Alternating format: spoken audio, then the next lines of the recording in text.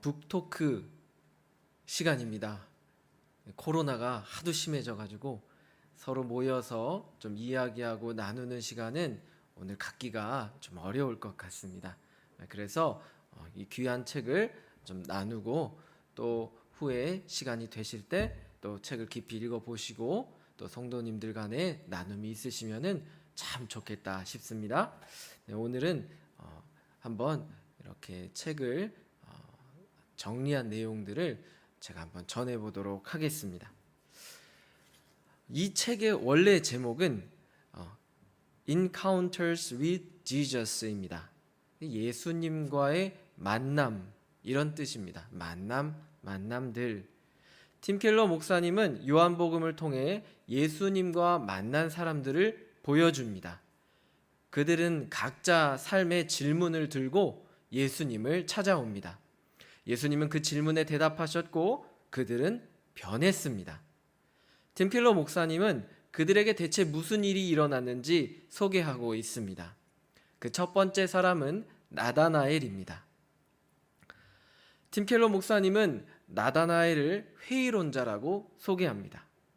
회의론자는 사람이 이 세상에서 삶에 관한 어떤 확실한 지식, 진리를 갖는 그 가능성에 회의를 느끼는 사람입니다.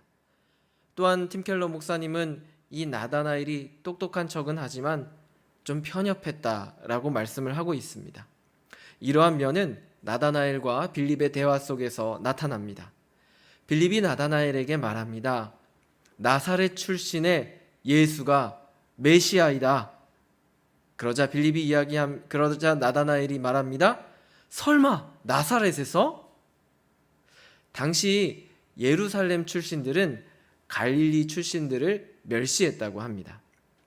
이 나다나엘은 갈릴리 출신인데 평소에 예루살렘 출신들에게 멸시를 받았던 경험이 있습니다. 그러니 갈릴리 마을 시골 나사렛에서 무슨 위대한 일이 일어날 수 있겠느냐라는 것입니다. 팀 켈러 목사님은 이러한 현대 사회가 이러한 나다나엘의 모습을 닮아 있다라고 말씀하십니다. 현대 사회는 기독교를 향해서 이렇게 이야기를 합니다. 기독교에서 무슨 선한 일이 날 수 있어? 기독교라면 나도 다 알아. 나한테는 맞지 않는 것을 난 알았지. 내 마음은 이미 정해져 있어. 목사님은 나다나엘이 똑똑한 척하면서 편협한 이 태도를 오늘날 현대 사회가 기독교에 고스란히 향하고 있다고 말씀하고 있습니다. 현대 사회도 지식으로 말하면서도 실제로는 영적인 세계와 기독교에 대해 무지하다고 지적하십니다. 그래서 예수님은 현대 사회에서도 여전히 나사렛 출신에 불과합니다. 이런 나다나엘을 향하여서 예수님은 놀랍도록 따뜻하게 말씀하십니다. 보라, 이는 참으로 이스라엘 사람이다. 그 속에 간사한 것이 없다. 이 정도의 따뜻한 말이라면 나다나엘이 좀 잘 반응하면 좋을 텐데 또 퉁명스럽게 이야기합니다. 나를 아세요? 이 배려 없는 대화를 이어감에도 예수님은 그에게 대답을 해주십니다. 내가 무화과 나무 아래 있을 때에 보았다. 이 말을 듣고 나다나엘의 태도가 바뀝니다. 그리고 말을 합니다. 당신은 하나님의 아들이시요 당신은 이스라엘의 임금이로소이다. 그리고 니고데모가 말을 합니다. 예수님은 이런 니고데모의 말에 조금 이번에는 다른 말을 하십니다. 말씀을 다시 한번 보여주시겠습니까? 내가 너를 무화과 나무 아래에서 보았다 함으로 믿느냐? 이보다 더 큰 일을 보리라. 진실로 진실로 너희에게 이르노니 하늘이 열리고 하나님의 사자들이 인자 위에 오르락 내리락 하는 것을 보리라. 예수님과 나다나엘이 이야기를 이어가고 있는데 예수님은 나다나엘이 자신을 향해서 고백하는 그 이야기, 당신은 메시아이십니다, 당신은 이스라엘의 왕이십니다 하는 이 말이 충분치 않다고 느끼셨습니다. 당시 메시아를 기다리던 유대인들은 로마를 정복하고 이스라엘을 회복시킬 다윗과 같은 정치적 왕을 기대했습니다. 그런데 예수님은 그 기대를 깨시고 다른 말씀을 하시는 것입니다. 예수님은 나다나엘의 말에 거절하십니다. 그리고 당신이 어떤 분이신지를 명확하게 말씀해 주십니다. 내가 네가 생각하는 그런 메시아로 보이느냐? 그렇지 않다. 그보다 훨씬 큰 일을 보여주겠다. 내가 내게 말하는데 나는 세계의 축이다. 내가 하늘과 땅의 층간에 구멍을 뚫었다. 그리고 인간이 된 나의 성육신과 내가 아직 보지 못한 십자가의 죽음으로 너를 하나님의 임재 안으로 곧장 인도할 수 있느니라. 예수님은 자신이 하나님의 임재로 들어가는 길임을 말씀하고 있습니다.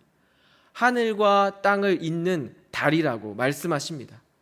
나다나엘은 예수님을 만나고 자기가 기대했던 것 이상을 만났습니다. 나다나엘이 처음에는 편협한 태도를 가졌습니다. 나사렛에서 무슨 선한 일이 날 수 있느냐? 그리고 세상에 어떤 그런 확고한 진리가 있겠느냐? 그런데 예수님을 만나고 자신의 편견을 버립니다. 회의적인 태도를 버립니다. 그리고 예수님을 통하여서 자기가 바라고 기대했던 것 이상의 답을 얻습니다. 더 이상 편협하고 자기 틀에 갇힌 나다나엘이 아닙니다. 더 이상 회의적인 태도로 세상을 재단하던 그런 태도가 아닙니다. 예수님을 통하여서 기대하고 바라고 꿈꾸는 인생이 되었습니다. 두 번째로 예수님을 만난 사람이 있습니다. 니고데모와 사마리아 여인입니다. 팀 켈러 목사님은 이 니고데모와 사마리아 여인이 각각 인사이더와 아웃사이더를 대표하는 인물이라고 합니다. 인사이더란 사람과의 관계에서 주류를 이루고 사회를 잘 타는, 시절을 잘 타는 사람입니다. 아웃사이더는 사람과의 관계 속에서 비주류이고 또 시대에 조금 뒤떨어진 사람이라고 할 수 있습니다. 이 두 부류를 대표하는 니고데모와 사마리아 여인은 요한복음 3, 4장에 연거푸 나옵니다. 팀켈러 목사님은 이 둘이 요한복음 3, 4장에 걸쳐 나오는 이유는 두 사이에 공통점이 있다고 하기 때문입니다. 아웃사이더, 소외계층이라고 할 수 있는 사마리아 여인과 인사이더, 기득권층이라고 할 수 있는 니고데모 사이에 과연 무슨 공통점이 있을까요? 팀 켈러 목사님이 말씀하시는 공통점은 죄입니다. 과연 니고데모와 사마리아 여인, 그리고 나아가서 인사이더와 아웃사이더, 이 시대의 주류와 비주류의 공통된 그 죄는 무엇이겠습니까? 먼저 예수님과 사마리아 여인의 만남을 살펴보겠습니다. 예수님은 사마리아 여인을 찾아가시고 그녀를 만나십니다. 그녀가 필요한 것은 물이었습니다. 그녀의 처지는 가련했습니다. 사람들의 눈을 피해서 뙤양볕에 물을 기들어 와야 하는 그런 소외된 삶을 살았습니다. 그런데 그녀가 바라보는 것은 자신의 처지의 회복이 아닙니다. 놀랍게도 그저 물이었습니다. 사람들의 눈치를 보지 않고 물을 기르려 오지 않는 그 어떤 무언가를 바랄 뿐이었습니다. 그것은 결코 사마리아 여인의 처지를 변화시키지도 못하고 그 갈증을 해결하지도 못합니다. 예수님은 사마리아 여인과 대화를 이어가시다가 죄를 다루기 시작하십니다. 내 남편을 불러오라. 예수님은 결코 그녀에게 수치심을 주시려고 이런 말씀을 하시는 것이 아닙니다.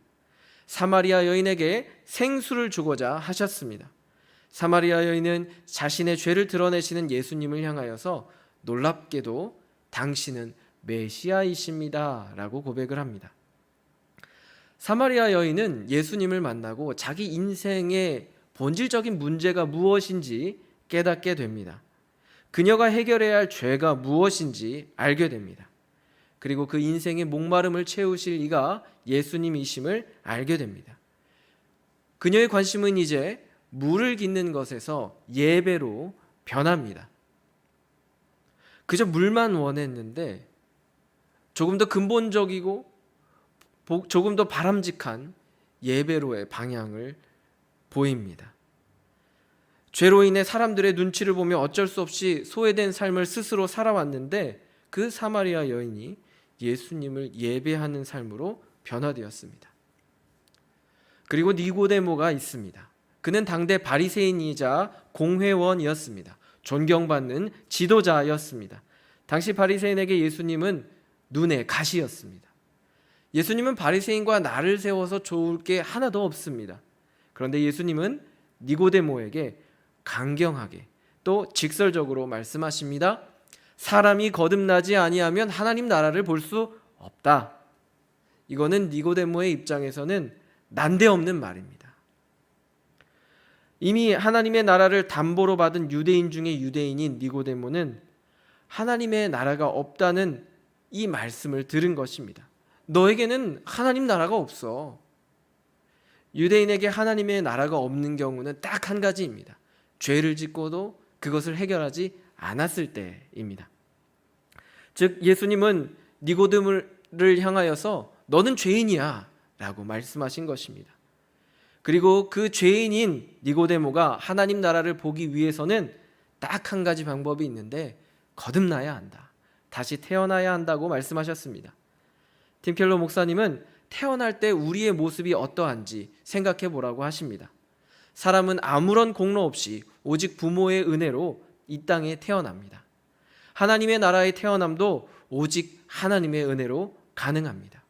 다른 것으로 하나님 나라를 얻으려는 모든 시도가 죄라고 말씀하고 있습니다. 그리고서 예수님은 이 니고데모에게 어떻게 하여야 구원을 얻을 수 있는지 말씀을 해주십니다. 그리고 니고데모는 이제 그 길을 향하여서 나아갑니다. 요한복음 3장 16절에 이런 말씀이 있습니다. 함께 읽겠습니다. 하나님이 세상을 이처럼 사랑하사 독생자를 주셨으니 이는 그를 믿는 자마다 멸망하지 않고 영생을 얻게 하려 하심이라. 이것이 바로 니고데모가 그토록 바랐던 구원을 얻는 길이었습니다. 니고데모는 자기가 바리새인으로 살았지만 사실은 의심하고 있었습니다. 그래서 오밤중에 예수님을 찾아가서 자신의 속내를 숨긴 채 거칠게 말을 하였지만 예수님은 그의 죄를 깨닫게 하시고 그의 삶의 방향을 전환하게 하셨습니다. 예수님은 아웃사이더인 사마리아 여인도 인사이더인 니고데모도 모두 죄인이며 하나님이 부어주시는 생수의 은혜가 필요하다는 사실을 말씀하십니다. 목마름을 채우러 떼양볕에 물을 깃는 사마리아 여인이나 한밤중에 예수님을 찾아와서 속내를 감추고 대화를 시작한 니고데모나 모두 본질적으로 죄의 문제를 갖고 있는 죄인이라는 사실입니다. 그리고 이 두 사람은 예수님을 만나고 죄의 문제를 깨닫고 영원히 목마르지 않는 생수를 만나 영생으로 나아갑니다. 팀 켈러 목사님은 이 두 만남에 더해 3번의 만남을 더 책에 기록하고 있습니다. 그 만남들은 책을 통해서 확인해 보시기 바랍니다. 이제 팀 켈러 목사님은 책의 후반부에서 영원한 삶을 위해 당신의 구주 예수님을 만나라 라고 초대합니다. 우리는 예수님과 만난 사람들 한 3사람 정도를 보았습니다. 나다나엘, 사마리아 여인, 니고데모. 이들은 각자 인생의 질문이 있었고 예수님은 그들에게 대답을 해주셨습니다. 그리고 예수님 자신이 대답이 되어 주셨습니다. 팀 켈러 목사님은 책의 후반부에서 우리로 하여금 우리의 질문에 답해 주실 그 예수님을 만나라고 초대하고 있습니다. 그리고 그 예수님을 소개하고 있습니다. 팀 켈러 목사님은 예수님을 소개하면서 우리가 잘 알고 있는 출생과 죽음과 부활 이야기를 하지 않습니다. 이 모든 이야기를 다 건너뛰고 곧장 예수님의 공생애로 들어갑니다. 그리고 그 시점에서 세상을 뒤바꿔 놓은 2가지 사건이 있다고 말합니다. 그 세상을 바꾼 2가지 사건은 바로 세례와 시험입니다. 먼저 세례는 사복음서에 모두 등장하는 사건입니다. 예수님을 증언한 사도들에게서 이 이야기가 너무도 중요하기 때문에 한 사람도 빠짐없이 다 예수님의 세례 사건을 적어 놓았습니다. 마태복음 3장 16절에서 17절 말씀을 보겠습니다. 함께 읽겠습니다. 예수께서 세례를 받으시고 곧 물에서 올라오실새 하늘이 열리고 하나님의 성령이 비둘기같이 내려 자기 위에 임하심을 보시더니 하늘로부터 소리가 있어 말씀하시되 이는 내 사랑하는 아들이요 내 기뻐하는 자라 하시니라. 아멘. 이 세례를 통해서 우리가 알 수 있는 것은 예수님이 하나님의 사랑을 받는 이시며 하나님이 기뻐하시는 분이시라는 사실입니다. 바로 이것이 예수님의 정체성입니다. 예수님이 앞으로 감당해야 할 공생애의 사역은 이 사랑의 뿌리를 내리지 않으면 감당할 수 없는 것입니다. 그래서 예수님은 자신이 누구인지 이 세례를 통해서 확인하십니다. 그런데 놀랍게도 이 세례 후에 바로 이어지는 내용은 시험입니다. 예수님은 곧장 성령에게 이끌려 사단에게 시험을 받게 되십니다. 이에 대한 말씀이 마태복음 4장 1절에 있습니다. 제가 읽겠습니다. 그때 예수께서 성령에게 이끌려 마귀에게 시험을 받으러 광야로 가사. 팀 켈러 목사님은 이 앞부분의 그때를 그래서로 읽을 수 있다고 말씀하십니다. 예수님이 세례를 받으셨다. 그래서 시험을 받으셨다. 예수님이 세례를 받으시고 그래서 시험을 받으시는 모습은 우리에게 신앙생활이 무엇인지 알려줍니다. 신앙생활은 우리가 하나님의 사랑을 받는 자라는 것에서 시작이 됩니다. 그런데 그 이후에는 바로 시험으로 나아가게 됩니다. 그러나 염려하지 마십시오. 그 시험에서 우리는 반드시 승리할 줄 믿습니다. 왜냐하면 예수님께서 이 사단의 시험을 이기셨기 때문입니다. 예수님은 세례와 시험 그리고 승리, 이것을 통해 그리스도인의 삶이 무엇인지 말씀해 주십니다. 그리스도인은 하나님의 사랑을 받은 자라는 이 정체성을 품고 사단과의 싸움을 싸우는 자들입니다. 그리고 그 싸움에서 승리하는 자들입니다. 팀 켈러 목사님은 이 영적 전쟁에서 승리하기 위해 적을 분명히 할 것을 경고합니다. 이 현대 사회가 영적 세계에 잘 모른다고 팀 켈러 목사님은 특별히 지적하고 있고 그 두 가지 태도를 말씀합니다. 첫째로 현대 사회는 사단을 하나님과 동등하다고 생각하는 불신앙적인 태도를 갖고 있다고 합니다. 이것은 선과 악이 동등한 세력으로 존재한다는 이원론에 근간한 생각입니다. 이러한 생각은 사단과의 싸움을 두려워하거나 포기하게 만듭니다. 사단과 악과 싸워봐야 선과 악이 동등한데 또 악이 이길 수도 있고 선이 이길 수도 있는 싸움에서 악과의 싸움을 두려워하고 포기하게 만듭니다. 그러나 성경은 사단은 하나님 발 아래에 있으며 사단은 결코 하나님과 견줄 수 없는 낮은 존재라고 말씀합니다. 둘째로 현대사회는 악을 상대화합니다. 예를 들어 테러는 무고한 시민들에게는 악이지만 테러리스트 집단에게는 선이 됩니다. 이러한 사고방식은 악을 사회적 문화로 이해하며 악의 실체인 사단을 부정합니다. 팀 켈러 목사님은 이것이 사단이 가장 좋아하는 전략이라고 말합니다. 이 사회는 스스로 사단을 은둔시키고 있다고 지적하고 있습니다. 이처럼 우리가 적을 알지도 못하고 또 분명히 하지 못하면은 결코 영적 전쟁에서 승리할 수 없습니다. 사단은 분명히 존재하는 악의 세력의 우두머리입니다. 이 악의 세력은 우리가 살아가는 현실과는 다른 층위 위에서 세상에 영향력을 미칩니다. 그러나 사단은 비록 악의 세력의 우두머리에 있지만 영원토록 하나님의 발 아래에 있는 약한 존재입니다. 그는 하나님의 통치에 굴복할 수밖에 없습니다. 하나님의 강함은 그 모든 세력을 능히 이기십니다. 우리는 이 악의 정체를 분명히 해야 합니다.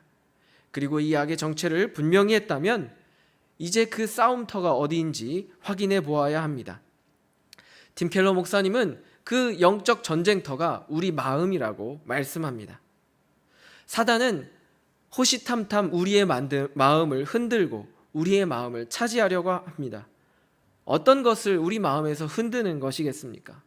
우리가 하나님의 사랑을 받은 자라는 사실, 하나님이 우리를 기뻐한다는 사실을 흔드는 것입니다. 사단은 우리를 하나님의 사랑에서 끊어내고 그 틈을 타서 그 자리를 차지하고 하나님이 기뻐하지 않으시는 것으로 우리 마음을 가득 채우려 합니다. 그리고 결국에는 우리 삶 전반을 흔들어 대는 것입니다.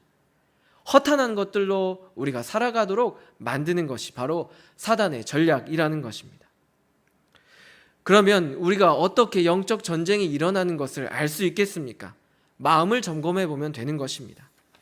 내가 하나님의 사랑을 받은 자라는 그 사실이 흔들리면, 내가 하나님이 기뻐하는 자라는 사실이 믿어지지 않으면 거기서 영적 전쟁이 일어나고 있다고 깨달으시면 되는 것입니다. 그리고 그 영적 전쟁터로 나가서 싸우시고 전쟁을 치르셔야 합니다. 어떻게 싸우겠습니까? 팀 켈러 목사님은 영적 무기인 말씀을 들고 싸우라 말합니다. 예수님은 사단과 영적 전쟁에서 승리하셨습니다. 그 영적 전쟁에서 승리하기 위해 말씀을 사용하셨습니다. 우리는 그에 본받아 말씀으로 영적 전쟁을 싸울진데 능숙하게 말씀을 다루도록 훈련을 해야 합니다. 매일의 성경 읽기와 말씀 묵상, 또 그 말씀에서 나타난 하나님을 찬양하고 말씀을 붙들고 기도하는 이 삶을 게을리하지 말아야 합니다. 우리는 지금 매일 새벽 말씀을 읽고 묵상하고 하나님을 찬양하고 또 말씀을 붙들고 기도하고 있습니다. 바로 이런 모든 훈련이 지금 이루어지고 있는 영적 전쟁에서 우리가 승리할 수 있는 그 훈련을 해나가는 것입니다. 영적 무기를 들고 싸울 때에 우리는 홀로 싸우지 않습니다. 이 영적 전쟁 얼마나 길고 반복적이고 또 때로는 고됩니까? 그런데 이 영적 전쟁을 우리는 결코 홀로 하지 않습니다. 바로 성령님께서 이 싸움을 우리와 함께 하십니다. 성령님은 어떻게 이 싸움을 도우실까요? 성령님은 끊임없이 우리가 하나님의 사랑을 받는 자라는 그 사실에 우리가 서 있을 수 있도록 인을 치십니다. 하나님께서 독생자 예수 그리스도를 통하여서 계속해서 나를 살리셨다는 그 사랑을 성령님이 증거해 주십니다. 성경 말씀을 읽을 때마다 그것이 드러나고 또 강단에서 선포되는 말씀을 들을 때마다 내가 사랑받는 존재구나 하는 사실을 깨닫게 되시는 것입니다. 그래서 그 사랑에 우리가 흔들리지 않도록 성령님께서 도우십니다. 성도님들 놀랍지 않으십니까? 저는 하나님의 이 열심에 놀랍니다. 하나님은 놀랍도록 이 일에 집중하십니다. 우리 마음이 하나님의 사랑에 뿌리는 내리는 이 일, 하나님은 자기 온 존재를 다하셔서 이 일을 행하십니다. 그런데 우리들의 마음은, 또 제 마음은 다른 곳에 있다라는 사실을 깨닫게 됩니다. 하나님께 다른 질문을 하고 하나님께 다른 대답을 원합니다. 그런데 하나님은, 성령님은 그 모든 다른 문제들을 가지고 오셔서 딱 이 자리에 머무르게 하십니다. 내가 너를 사랑한다. 내가 너를 기뻐한다. 팀 켈러의 책을 보시면 아시겠지만 그 앞서 다룬 5번의 만남에서 인생의 질문은 다 다릅니다. 그리고 예수님이 하시는 모든 대답이 그 질문에 일대응으로 맞대응하는 그런 대답은 아닙니다. 그리고 모든 질문들, 인생의 모든 답들을 다 시시콜콜이 말씀하시지 않습니다. 그 질문들을 다 데리고 와서 죄의 문제 서게 하고 하나님이 너를 사랑한다라는 사실에 서게 하고 그 삶이 영생으로 나아갈 수 있도록 하시는데 방점이 있음을 알게 됩니다. 이것이 놀라운 그리스도인의 삶의 신비입니다. 우리는 또 이 자리를 떠나고 나면 반복적으로 우리 삶에 다른 질문을 갖고 예수님을 찾아가지만 예수님은 늘 그 모든 질문을 들고 딱 그 자리로 인도하신다는 사실입니다. 우리 자녀들에게 늘 하는 말씀이 있을 겁니다. 사랑해. 나는 너만 있으면 너무 행복해. 지금도 계속 하고 계십니까? 저는 지금 한창 하고 있습니다. 하나님이 그토록 우리를 사랑하시고 또 우리가 그 사랑을 의심하지 않도록, 특별히 징벌하고 책찍질할 때에 자녀들을 혼내고 난 뒤에 혹시 오해하지 않을까 하여서 연거푸 몇 번 말하듯이 하나님이 끊임없이 우리 인생 가운데 오셔서 내가 너를 사랑한다, 내가 너를 기뻐한다 말씀하십니다. 이 사랑에 굳게 서시길 바랍니다. 이 사랑에 거하시기를 바랍니다. 우리 마음을 흔드는 이 사단의 공격을 인지하고 말씀을 들고 싸웠습니다. 그래서 사랑에 거했습니다. 근데 그것으로 영적 싸움이 끝나지 않습니다. 아직 한 가지가 남았습니다. 바로 순종입니다. 예수님이 하나님의 사랑을 뿌리를 내리고 사단의 시험을 말씀으로 이기고 종국에 맞이한 것은 십자가의 죽음입니다. 성경은 이 십자가의 죽음을 순종이라고 말합니다. 예수님은 십자가를 순종하셨습니다. 우리가 알듯이 그 순종의 결과로 예수님은 부활하셔서 영원토록 하나님 보좌 우편에서 왕노릇하시는 영광을 얻으셨습니다. 뿐만 아니라 그 순종은 우리 그리스도인들에게 말할 수 없는 은혜를 주셨습니다. 팀 켈러 목사님은 신학자들이 그리스도의 순종을 두 가지로 표현한다고 합니다. 첫 번째는 수동적 순종입니다. 이 말이 조금 어감이 맞지 않을 수도 있습니다. 어떤 이야기냐면 우리 몫의 형벌을 예수님이 순종을 통해서 당하셨다라는 것입니다. 예수님이 십자가에 순종을 한다는 그 자체는 순종을 하시는 그 즉시 어떤 일이 일어나느냐, 우리의 형벌을 지신다는 것입니다. 그것이 그대로 예수님의 몸에 일어난다는 것입니다. 패시브라고 합니다. 무엇을 하지 않아도 바로 일어나는 그런 순종의 결과입니다. 그래서 우리는 형벌을 면합니다. 또 하나의 순종은 능동적 순종입니다. 이 순종은 그리스도께서 행하신 순종의 열매를 우리 그리스도인들이 받아 누린다는 사실입니다. 예수님이 무엇을 하셨습니까? 율법의 완성, 사랑을 이루셨습니다. 예수님은 율법의 의를 완전하게 충족시키셨습니다.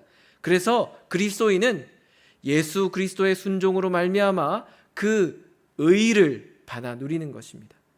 예수님의 순종으로 하여금 두 가지 일이 일어나는데, 첫째는 죄의 형벌이 면해지고, 또 둘째는 그리스도의 의의 영광이 우리에게 임한다는 것입니다. 이것이 모두 예수 그리스도의 순종으로 일어나는 놀라운 일입니다. 순종 뒤에 부활과 하나님 보좌 우편에서 영원토록 왕노릇하는 일과, 또 이 땅에서 살아가는 모든 그리스도인들이 죄의 형벌로부터 면함을 받고 또 그 의의 영광을 누리는 그 모든 일을 단 한 번의 순종으로 이루셨다라는 사실입니다. 이것이 순종이 가져오는 놀라운 신앙의 신비입니다. 그런데 이 순종에 이르기 위해서는 용기가 필요합니다. 팀 켈러 목사님은 순종의 모습을 보인 한 사람을 소개합니다. 바로 예수님의 어머니 마리아입니다. 마리아는 어느 날 천사로부터 예수님을 잉태하리라는 예언을 받습니다. 마리아는 이 예언을 사실은 당황스러워했습니다. 당시 유대 전통에 따르면 여자의 정혼기는 12세, 남자의 정혼기는 13세입니다. 팀 켈러 목사님은 마리아가 이때 당시 14세 정도 되었을 것이라고 말씀하십니다. 그리고 그 마리아의 가정 형편이 넉넉하지 않다는 사실을 말해줍니다. 어떻게 알 수 있냐 하면 마리아가 제사에 비둘기 2마리로 제사의 제물로 드렸기 때문입니다. 이 가난하고 또 혼전에 임신한 이 정혼기의 여인이 맞이한 이 위기를 얼마나 심각한지 다 알고 계실 것입니다. 마리아는 이 천사의 예언에 놀랐습니다. 그래서 이렇게 말합니다. 어떻게 나에게 이런 일이 일어날 수 있습니까? 마리아는 납득이 되지 않았습니다.